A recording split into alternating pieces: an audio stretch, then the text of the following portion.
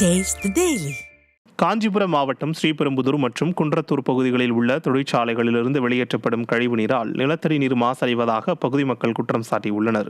மேலும் தொழிற்சாலைகளிலிருந்து சுத்திகரிக்காமல் வெளியேறும் கழிவுநீர் மற்றும் ரசாயன கழிவுகளால் ஸ்ரீபெரும்புதூர், மாம்பாக்கம், வைப்பூர், சித்தேரி ஆகிய பகுதிகளில் உள்ள ஏரிகள் மாசடைந்துள்ளதாகவும் அந்த நீரை குடிக்கும் கால்நடைகள் நோய் தாக்குதலுக்கு உள்ளாவதாகவும் விவசாயிகள் வேதனை தெரிவித்தனர். தொழிற்சாலைகளிலிருந்து வெளியேறும் புகையால் காற்று மாசடைவதோடு கண்ணெரிச்சல், சுவாச கோளாறு உள்ளிட்ட பாதிப்புகளை சந்தித்து வருவதாக பொதுமக்கள் வேதனை தெரிவித்துள்ளனர். நிர்வாகத்திறனற்ற ஸ்டாலின் அரசு தொழிற்சாலைகள் கழிவுநீர் வெளியேற்றுவதை தடுத்து நிறுத்த வேண்டும் என பகுதி மக்கள் வலியுறுத்தியுள்ளனர்.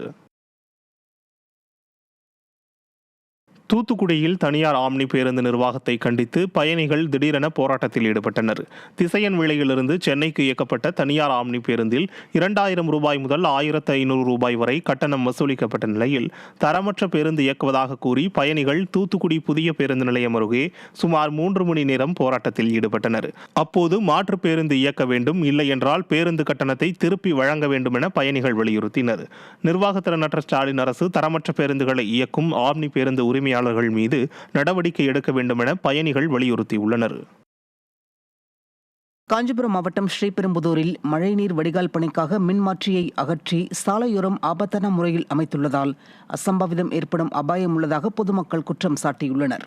ஸ்ரீபெரும்புதூர் நகராட்சியில் பாரதி நகர் காந்தி சாலையில் மழைநீர் வடிகால் அமைக்கும் பணிக்காக உயர் அழுத்த மின்மாற்றியை மின்வாரிய அதிகாரிகள் மற்றும் நெடுஞ்சாலைத்துறையினர் அகற்றி சாலையோரம் போக்குவரத்திற்கு இடையூறாக ஆபத்தான முறையில் அமைத்துள்ளனர். இதனால் எப்போது வேண்டுமானாலும் விபத்து ஏற்படும் அபாயம் உள்ளதாக அப்பகுதி மக்கள் குற்றம் சாட்டியுள்ளனர்.